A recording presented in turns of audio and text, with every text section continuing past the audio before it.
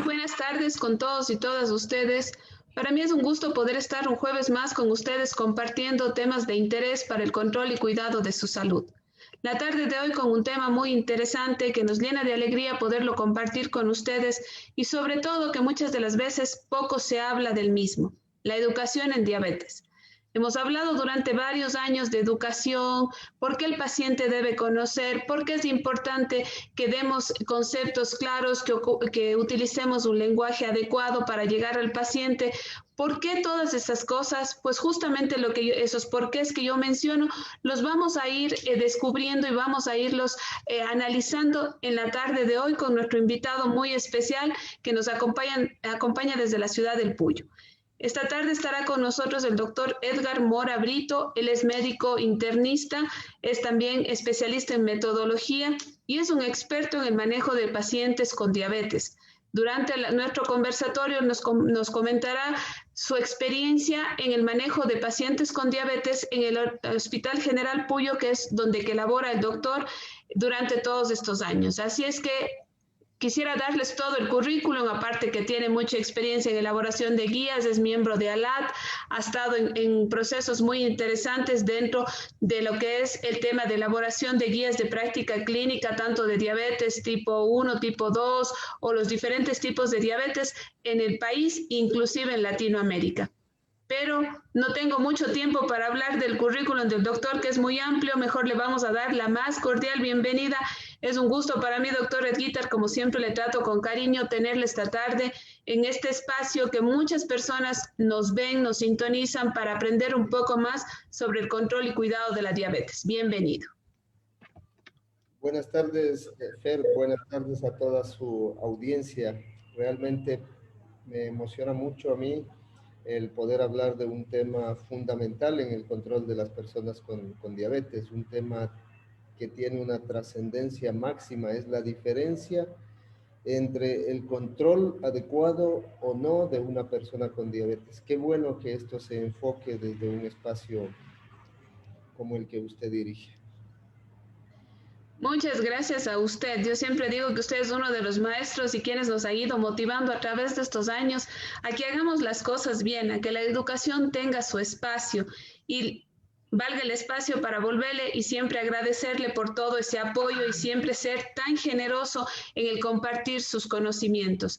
Pero ya hablando de educación, ¿por qué se dice, doctor, que la educación es el pilar fundamental del tratamiento? La educación no es parte, sino es el tratamiento mismo. Bueno, definitivamente todas las guías del planeta, las guías importantes que tratan sobre diabetes, todas las instancias académicas del mundo sitúan a la educación en diabetes como el pilar fundamental del manejo, porque así mismo es.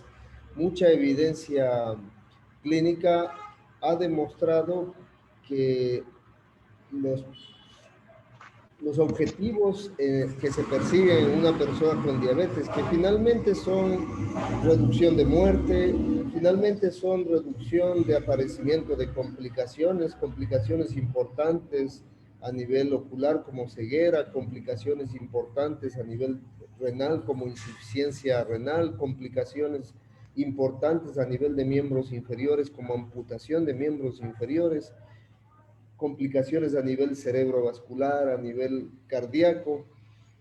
Realmente eso es lo que implica tratar la diabetes y esto no se hace solo con medicamentos. Mucha información científica ha demostrado que el llamado apoyo al autocuidado que se hace a través de instancias educativas juegan un papel importante y esto no solo lo demuestra la evidencia, sino que también la lógica y la vivencia de todos nuestros pacientes nos orientan a pensar que así mismo es. Póngase usted por un minuto que de pronto le corresponde inyectarse insulina y son algunas cosas que usted tiene que conocer y que en 20 minutos de consulta no se le puede transmitir.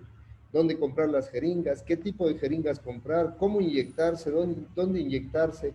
¿Cómo saber que la insulina está cumpliendo con el efecto que se esperaba? Si tengo que monitorearme las glucosas, ¿cómo lo hago? En fin, por ponerle algunos detalles, estos son los aspectos que terminan demostrando que sin educación diabetológica y apoyo al autocuidado, estamos hablando de una falacia en el control de la diabetes.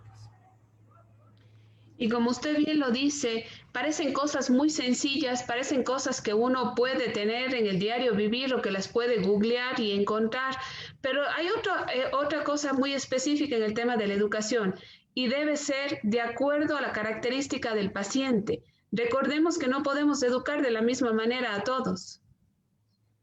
Sí, usted recordará hace muchos años cuando comenzábamos un par de congresos que hicimos acá sobre el tema de educación diabetológica. De hecho, el primer congreso que se hizo sobre la temática de educación diabetológica exclusivamente, tenemos el orgullo de haberlo realizado en la ciudad de Puyo, cuando no se hablaba de esto en el contexto del manejo de las personas con diabetes, y realmente eh, confirmábamos algunos aspectos que tienen que realizarse desde una perspectiva técnica.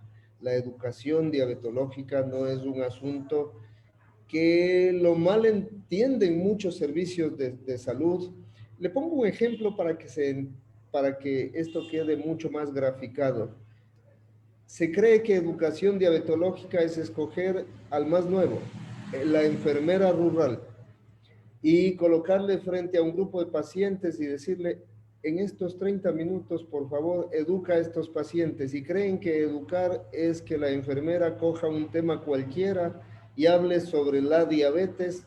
Los que están presentes en la sala, algunos atienden, otros no, otros se duermen, y la enfermera reporta en su cuadernillo 20 pacientes educados, y eso recoge el administrador de la unidad de salud y lo envía al director distrital y lo propio al director zonal. Y todos creemos la falacia de que hemos educado durante ese año rural, la famosa productividad, entre comillas, en la que decimos, sí, hemos hecho 100 eventos de educación diabetológica y nuestros pacientes siguen con las mismas complicaciones porque eso no es educación diabetológica. Exacto. Además que recordemos que para educar, el profesional tiene que estar totalmente capacitado. Debemos conocer no solo la parte de la metodología o de la didáctica de la educación en general, sino también debemos conocer conceptos de la patología. También debemos conocer de la fisiopatología y de cómo se maneja la diabetes y debemos tener una formación adecuada. Y justamente creo que es eso lo que muchas de las personas que dicen hacer educación es la que la han hecho con un aspecto muy sencillo, quizás un curso de unos días, un congreso o algo así. ¿Cómo se debe formar al educador, doctor? Lo que usted acaba de decir es clave. Si yo necesito que alguien opere en mi unidad, necesito un cirujano con formación académica. Si necesito atender de manera técnica a los niños, necesito un pediatra con formación académica. Lo propio en las áreas clínicas, lo propio en las áreas ginecológicas. Entonces, si yo quiero implementar educación diabetológica en un centro, tengo que contar con una persona con un perfil académico, con un perfil con respaldo universitario, con un currículum definido, con aprobación de módulos que estén validados por instancias académicas. Es decir, es un técnico que tiene que tener toda la formación que cualquier otro espacio.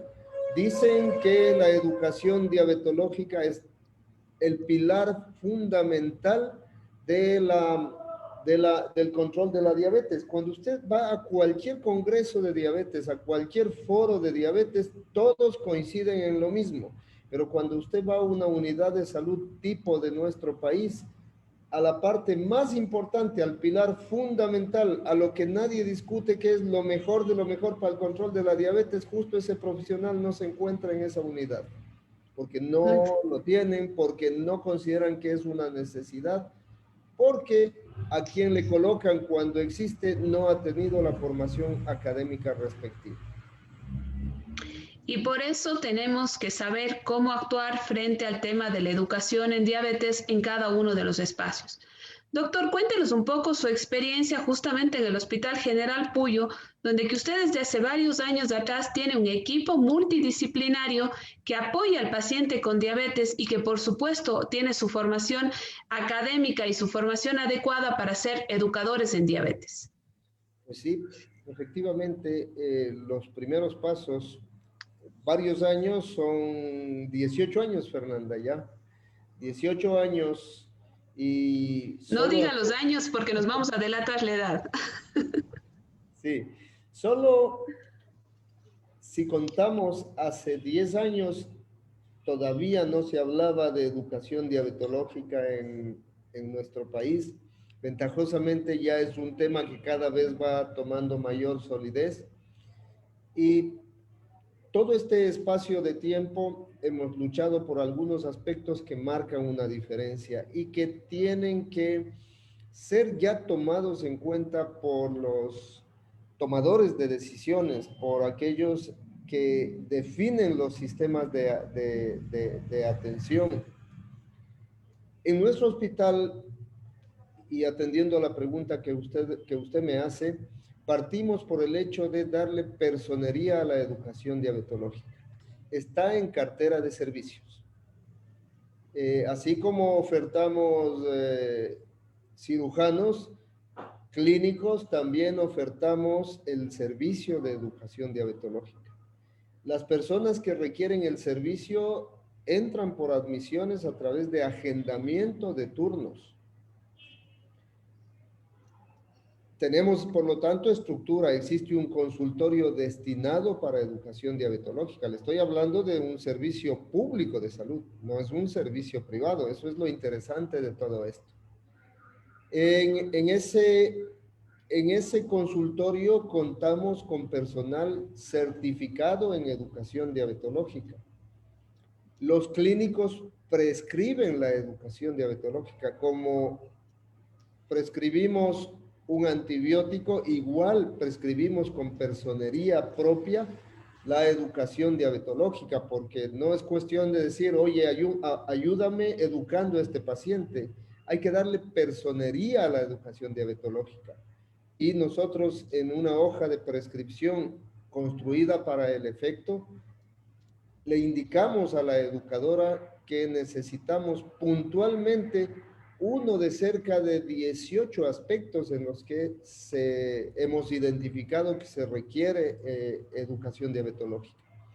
Registramos nominalmente a todos los pacientes y llevamos estadística a través de sistemas de gestión en línea para gestionar los datos de los pacientes con diabetes. Para nosotros no es desconocido el grupo de personas que tienen complicaciones, los promedios de hemoglobina glicosilada de nuestros pacientes, la edad, el sexo, todas las variables clínicas y demográficas las tenemos censadas en tiempo real porque contamos con sistemas de gestión en línea que nos permiten optimizar la calidad de la atención.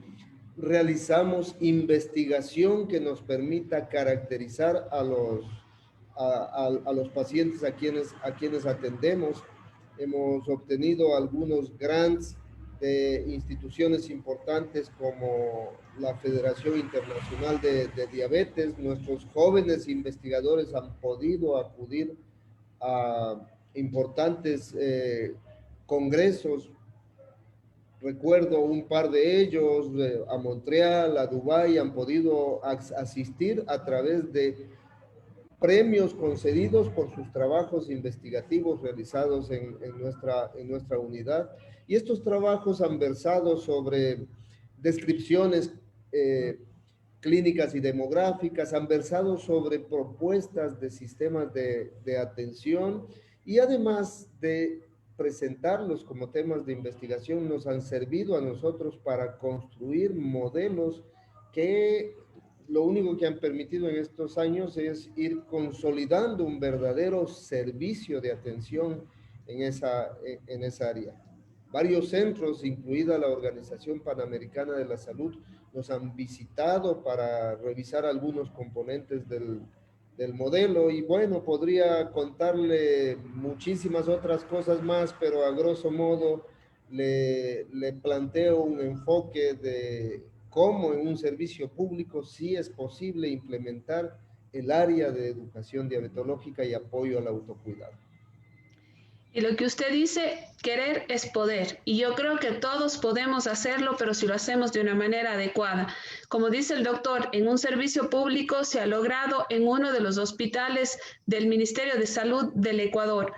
Lo hemos hecho hace muchos años también, como dice usted, dentro de la parte privada, en la Casa de la Diabetes, ha sido un centro de referencia a nivel del país y, por qué no decirlo, de Latinoamérica en el tema de educación, y hemos venido trabajando durante todos estos años.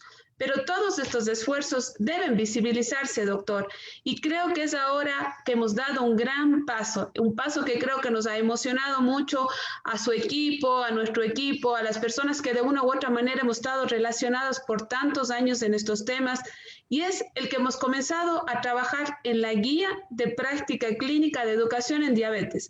Pero les contamos que no es solo para el Ecuador, es para toda Latinoamérica, y eso nos llena de emoción y de orgullo, porque realmente esta iniciativa ha salido desde el Ecuador, ha salido desde justamente este grupo de profesionales que están frente a ustedes, que hemos venido luchando por ponerle a la educación en el sitio que corresponde.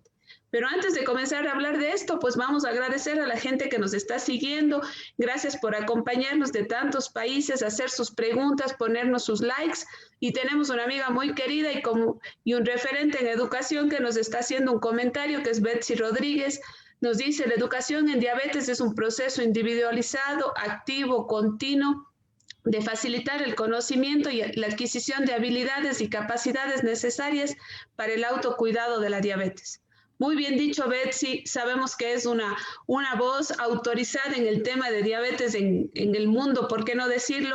Así es que gracias por acompañarnos esta tarde, y a todas las personas que nos están viendo, si tienen alguna pregunta, alguna inquietud referente al tema de la educación, pues va a ser para nosotros un gusto, y para el doctor Edguitar poderles responder.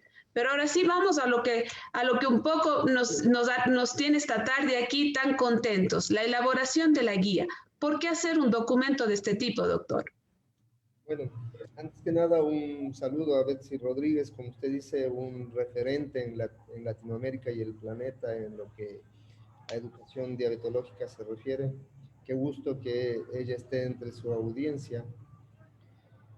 Una guía de práctica clínica en el pilar fundamental del tratamiento de la diabetes, creo que era el gran ausente. Si es el pilar fundamental del manejo de la diabetes, ¿por qué no trabajar en ello? Es una pregunta que ha comenzado a hacerse. Le felicito por eso, Fernanda, es un gran paso. Un documento que se está trabajando con muchísimas horas de esfuerzo. Muchos países están participando. Realmente, al igual que a usted, me emociona mucho el hecho de poder coordinar metodológicamente un documento de esta envergadura, que, como ya lo iremos detallando, me imagino, cuenta con una serie de especialistas en distintas áreas, en las áreas de la diabetología, la endocrinología, la educación diabetológica, metodólogos, estudiantes de medicina, figuras mundiales del corte del doctor Juan José Gagliardino, doctor Philip Asal, es decir, una guía de práctica clínica que ha cuidado todos los aspectos metodológicos, todos los aspectos científicos, no ha descuidado para nada la transparencia en la declaración en la evaluación de las recomendaciones, y va desarrollando un equipo que se ha ido entrenando progresivamente en estas semanas y en estos meses que nos faltan por trabajar. Realmente auguran que será uno de los documentos más importantes, y me atrevo a decir que en algún momento referentes dentro de este campo. Me parece que hablar sobre este documento es realmente hablar sobre una obra muy sólida en favor de las personas con diabetes de Latinoamérica. Y yo creo que llegar a este proceso, llegar a comenzar a redactarlo y esperemos como nos hemos puesto de meta hasta noviembre del 2021 poderlo presentar a la comunidad, a la sociedad, a las autoridades de los diferentes países y por supuesto a la IDF SACA, que es pues quien nos ha dado este impulso para poderlo hacer, para poder dar estos pasos y a todas las personas que se irán uniendo en el camino, porque todos son importantes.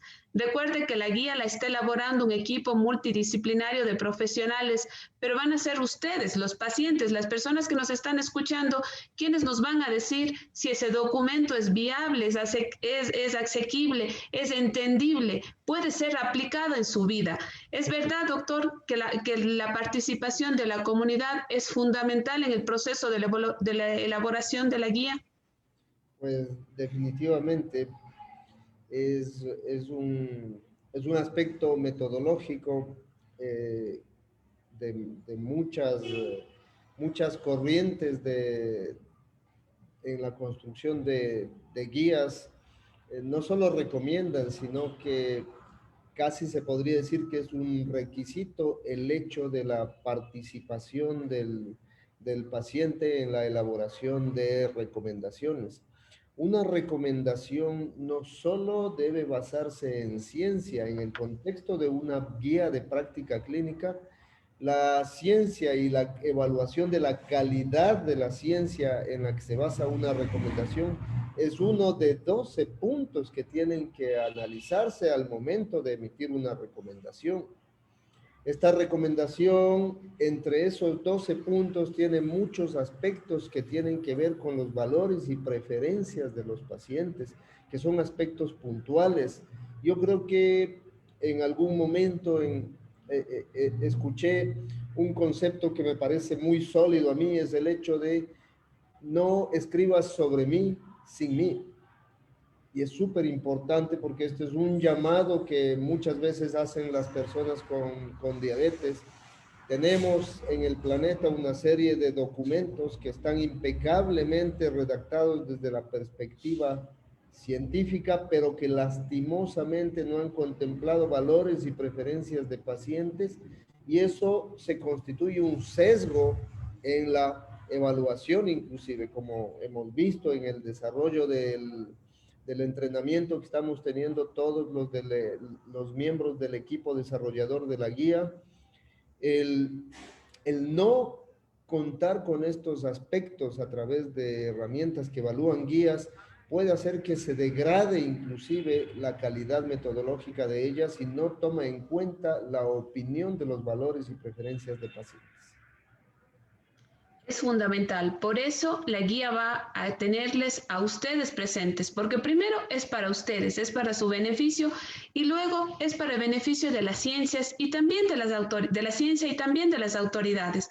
¿Por qué hablamos de las autoridades? Porque como bien lo ha dicho el doctor Edguitar, en nuestro país la educación todavía no tiene el situal que merece. Todavía los profesionales que han invertido su tiempo, su dinero, sus recursos para formarse como educadores en diabetes, todavía no pueden presentarse como tal en las unidades de salud. Siempre nos enfocamos en la profesión de base. En mi caso, yo soy psicóloga clínica y por psicóloga puedo acceder al sistema de salud público-privado, pero quizás con mi maestría en educación en diabetes no lo puedo hacer. Y es algo que también dentro de la guía puede favorecer a los profesionales, ¿no es cierto, doctor? El darles su espacio para que puedan ejercer desde el punto de vista como educadores en diabetes. En Ecuador y en Latinoamérica vamos a ver que tiene que haber un indicador de que esta situación que usted acaba de decir ha cambiado. Cuando algún país, algún ministerio de algún país llame al primer concurso para llenar una plaza de educador en diabetes, quiere decir que se entendió el mensaje. Hasta tanto estamos hablando de pura poesía. El concepto de el apoyo al autocuidado tiene que ser así de sólido. Un tomador de decisiones tiene que decir, yo necesito esto y no recitar en una conferencia que la educación es el pilar fundamental, sino demostrarlo con hechos. El primer día que se haga ese llamamiento al concurso, le llamaré Fernanda y le diré, misión cumplida. Hasta tanto, esto solo es poesía. Sí, pero tenemos que trabajar para hacerlo. Muchas cosas que durante estos tantos años que nos conocemos, doctor Edguitar, que hemos visto que han sido inalcanzables, que hemos visto que no se han podido lograr, pues hemos tenido la fortuna de con un trabajo serio, con hacer cosas bien hechas, las hemos ido pudiendo lograr en el camino. Así es que creo que en los pasos que estamos dando en la elaboración de este documento van a ser pasos sólidos, pasos muy buenos que van a lograr que no solo el Ecuador, como decimos, sino Latinoamérica tenga este espacio y que el profesional se sienta acompañado, acogido y sobre todo pueda poner en práctica todo este conocimiento. Queremos agradecer a las personas que nos están escribiendo y tenemos a Gladys de la Fuente que nos escribe desde Argentina y nos dice que es muy importante la educación en diabetes para nuestro tratamiento. Ella es una paciente con diabetes. Ojalá todos pudiéramos tomar conciencia sobre ello. Muchas gracias, Gladys. Y pues, por cierto, Betsy nos comenta que en Cuba lo han hecho por años a sí mismo y también en Costa Rica. Entonces, vamos a tomar como referente esos países para poder seguir nosotros apoyando en el tema de la educación en diabetes. Pero es fundamental que las personas que nos estén escuchando sepan cómo se tiene que dar la educación, porque ya hemos hablado de que la hacemos, de que estamos trabajando, pero cómo un paciente podría sentirse que le están dando educación en diabetes en uno u otro espacio. Bueno, siempre son acertados los comentarios de Betsy, pues realmente muchos padres del concepto salieron de ahí. Recordará usted nuestras primeras experiencias e intercambios con Rosario García. Charito García, sí. Rosario García, que en paz descanse, un referente latinoamericano en el campo de la educación diabetológica. Tuvimos la suerte de tenerla acá casi 10 días en la ciudad de Puyo, intercambiando, aprendiendo mucho de ella. Rosario García, Rolando Suárez, grandes del proceso en Latinoamérica, efectivamente. ¿Cómo brindar educación diabetológica? La pregunta tiene algunos componentes, un componente administrativo y un componente asistencial. Es como si yo le hiciera una pregunta, Fernanda. ¿Cómo puedo operar apéndices en los niños de mi ciudad? Tienes que tener un quirófano primero. Tienes que tener un cirujano. Tienes que tener un protocolo de trabajo. Tienes que tener una sala para el postquirúrgico. La educación diabetológica cumple los mismos parámetros que cualquier proceso. Tiene que tener una estructura, tiene que tener una normativa y ahí la función de las guías y tiene que tener unos indicadores claros para medir el resultado. Esos son los parámetros para saber que estoy haciendo un buen nivel de educación diabetológica. Y como dice Betsy, que nos está apoyando un programa nacional. Y justamente ese programa es lo que nos hace falta, porque creo que no podemos hablar de las experiencias de los demás. Muchas de las veces nuestros pacientes salen de una consulta con un diagnóstico de diabetes sin saber a dónde recurrir. Y a veces el primer lugar donde que vamos a obtener conocimientos es el Internet, es como yo digo, doctor Google, que a veces nos da conocimientos que no son apegados a nuestra realidad. Y una de las cosas que, como bien lo dice Betsy, como lo ha dicho usted, es que debemos tener un programa nacional. Pero para elaborar ese programa debemos tener los estándares, debemos tener los objetivos planteados para de eso partir y poderlos adaptar a nuestras realidades. Es por eso que la educación debe ser individualizada en un inicio y luego debemos trabajar una educación grupal, pero siempre y cuando los grupos sean homogéneos, con características similares para poder llegar a cada uno de los espacios. Doctor, usted tiene una magnífica experiencia y usted, para que ustedes conozcan un poco más, el Puyo está ubicado en la zona amazónica del Ecuador, en la región amazónica, donde que tenemos varios tipos de culturas. Todavía tenemos nuestra cultura Shuar, donde que hay mucho el tema de las costumbres, tradiciones, todavía el tema de la medicación ancestral, la medicación natural. ¿Cómo usted durante todo este tiempo ha podido educar a ese grupo de personas en base a estos conocimientos que nos hemos adquirido a través de la ciencia? Bueno, interesantemente, nuestra, nuestra educadora, amiga suya también, Claro,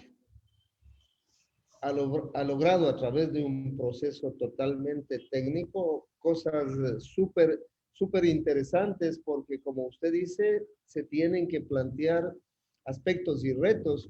Usted en zona urbana puede hablar muy bien de uso de calzado adecuado para proteger el pie. ¿Cómo lo hace usted en una comunidad en la que caminan descalzos a la intemperie y en caminos húmedos y llenos de lodo en una de las zonas con mayor pluviosidad del planeta?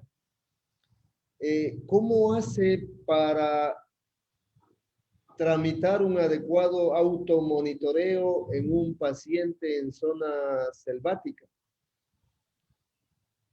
¿Cómo logra evitar hipoglucemia en un paciente que tiene que trasladarse a zonas de 40 minutos o una hora en avión y tiene que usar insulina?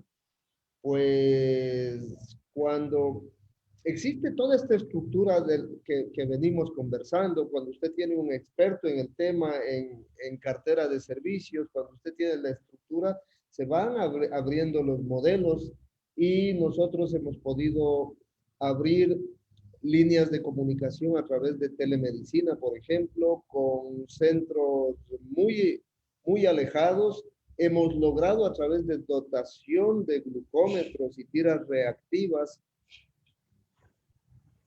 que gente de zonas muy alejadas logre hacer automonitoreo y nos han enviado vía WhatsApp los automonitoreos y de ida y vuelta hemos logrado tener contactos y hemos visto que existen pacientes que usan insulina por 5 o 6 años y no han ingresado nunca por episodios de hipoglucemia y manejan buenos niveles de hemoglobina glicosilada.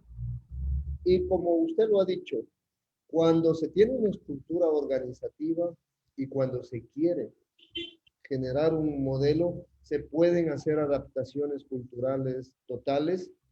El papel de la investigación en este punto es importantísimo. Tuvimos el orgullo de presentar en el Congreso de IDF en Ciudad del Cabo hace muchísimos años el primer dato de trastorno metabólico en comunidades indígenas de la Amazonía.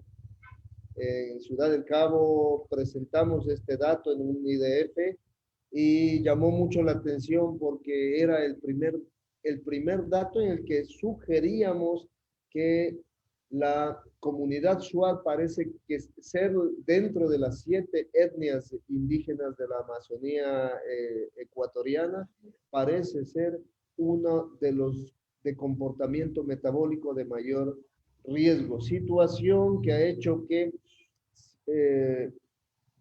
ciertos grupos de investigadores inclusive ya comiencen a trabajar en el campo de los trastornos metabólicos en este grupo étnico en particular. Es decir, a lo que usted indica, retos súper difíciles porque son condiciones no esperadas. Muchas veces la educación, como muchas otras estrategias, están pensadas con la mentalidad occidental clásica y en terreno muchas veces usted puede verse enfrentado a ciertos problemas que pueden vencerse cuando lo hace como un aspecto técnico más, pero sobre todo con equipos de trabajo muy sensibilizados en esto. Y ustedes pueden ver, y justamente mi pregunta fue dirigida para despejar ese tipo de dudas. Muchas de las veces nosotros decimos, ¿cómo educar? ¿Cómo podemos hacer eso? Justamente para eso está la formación del profesional, en buscar todas esas estrategias metodológicas para poder adaptarlas a la realidad de cada una de las personas. Muchas de las veces también nosotros decimos, pero mi cultura me fomenta a comer uno u otro alimento, nuestra calidad de vida es de esta manera. Pues la educación, el educador, la persona que cumple este rol, tiene que saber cómo guiar a su paciente para que haga justamente de su cuidado una oportunidad y sepa cómo seguir mejorando su salud.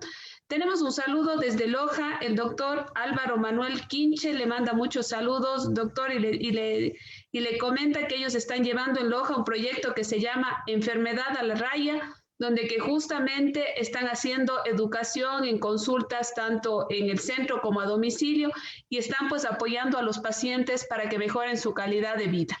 Muchísimas gracias por seguirnos. Realmente es muy bonito poder estar viendo los mensajes que están en el Facebook, donde que las personas se interesan y se involucran y nos ayudan a ir generando justamente este conversatorio de acuerdo a las características, curiosidades, necesidades que tiene cada una de las personas.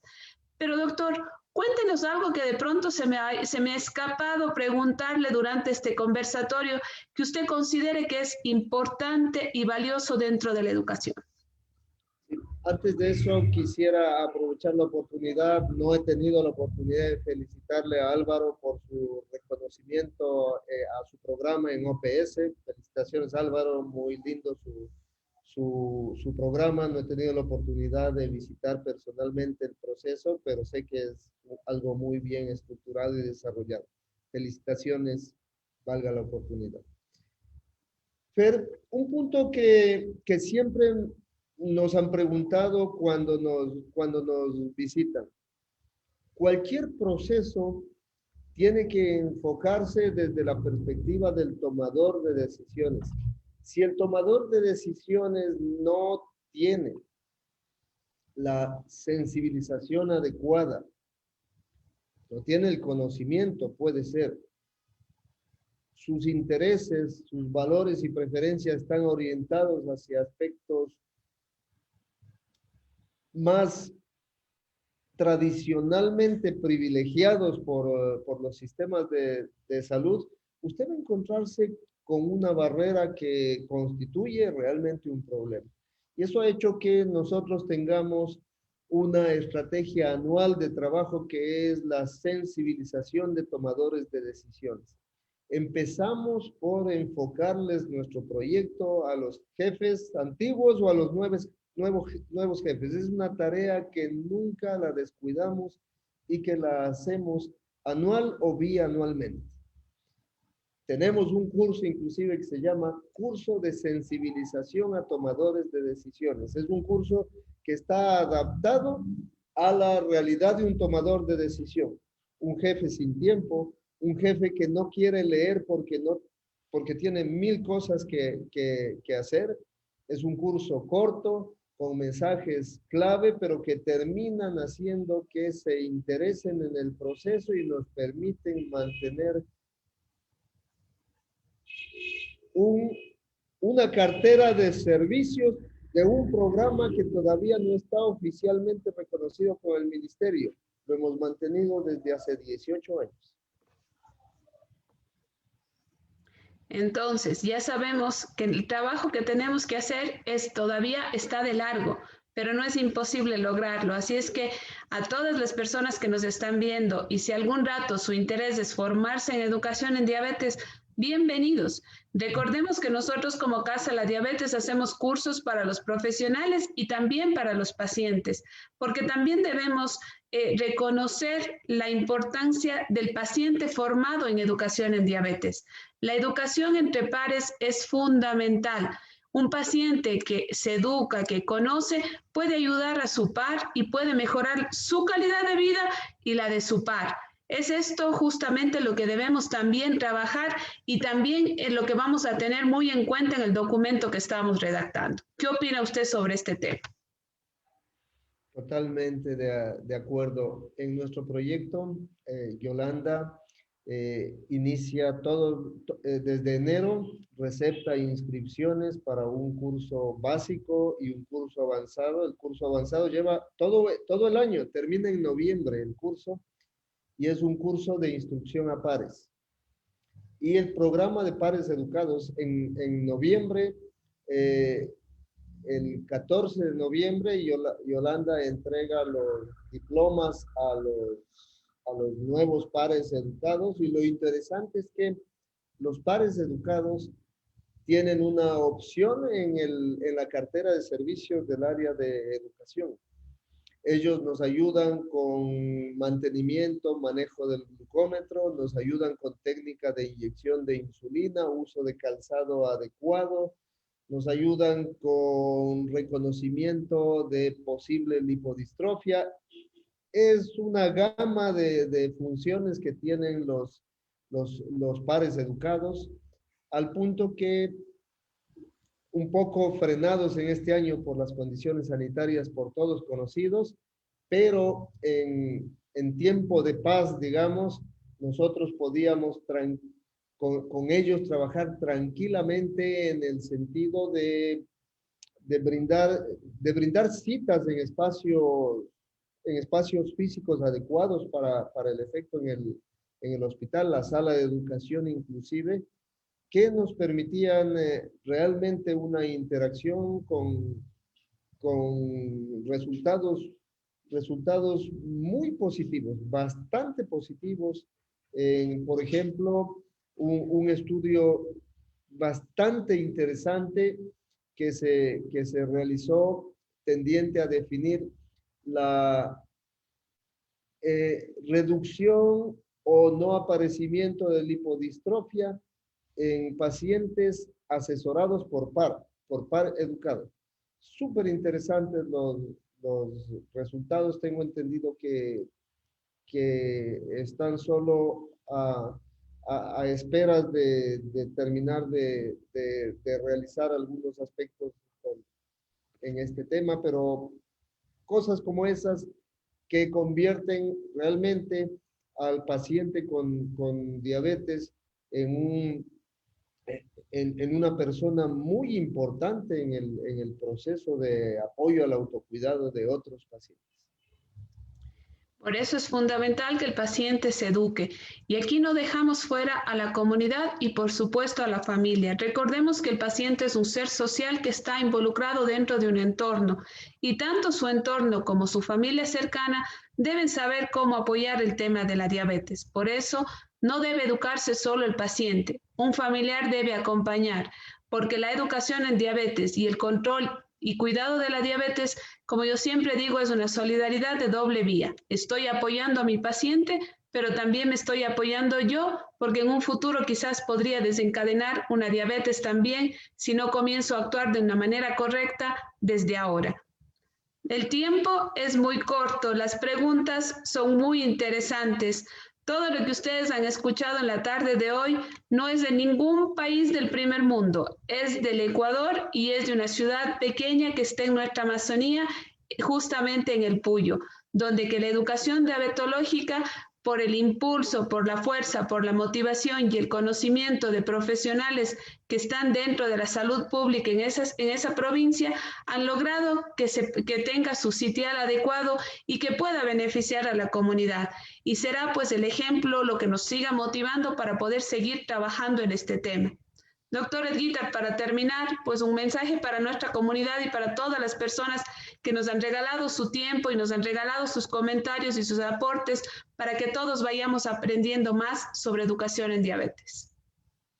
Un saludo cariñoso para toda la audiencia y un reconocimiento de mi respeto y admiración a su labor, Fernanda, desde el Comité Ejecutivo de la IDF, está impulsando, y yo sé que usted graba estos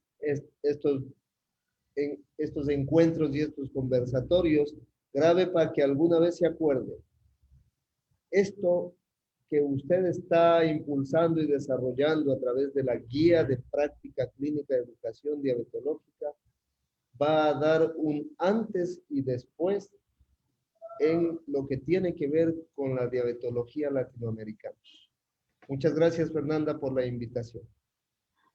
A usted, doctor, y esperemos que así sea. Recordemos que no podemos trabajar solos, trabajamos de la mano de personas expertas como usted, su equipo y todas las personas que nos apoyarán en este proceso, que desde ya les comprometo de una manera general.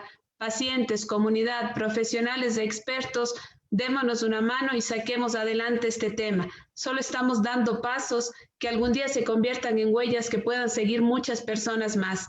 Estoy muy contenta, muy emocionada con esto. Quisiera volver a encontrarnos en noviembre cuando tengamos un documento listo, impreso si es posible, para poderles decir misión cumplida y a comenzar la siguiente fase, que sería la puesta en práctica en cada uno de nuestros países. Les agradezco por haber estado esta tarde con nosotros. Muchas gracias, doctor Edguitar, por haber separado este espacio de su agenda para compartir con toda nuestra audiencia. Y si por algún motivo no lograron ver, ustedes saben que lo pueden seguir viendo, reproduciendo en nuestras redes sociales o también ver en nuestro canal de YouTube.